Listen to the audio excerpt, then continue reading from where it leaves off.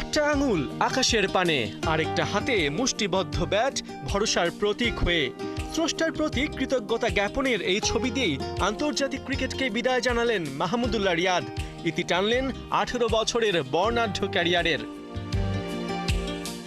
কোনো আনুষ্ঠানিকতা নয়, কোনো আড়ম্বর নয়, মাহমুদুল্লাহ রিয়াদ এক ফেসবুক বার্তায় নিজের যাবার ঘোষণা দেন।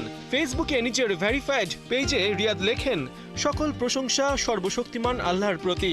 আন্তর্জাতিক ক্রিকেট থেকে অবসরের সিদ্ধান্ত নিয়েছে আমার সতীর্থ, কোচ এবং বিশেষ করে আমার ফ্যান যারা সব সময় আমাকে সমর্থন দিয়েছেন, তাদের ধন্যবাদ জানাতে চাই।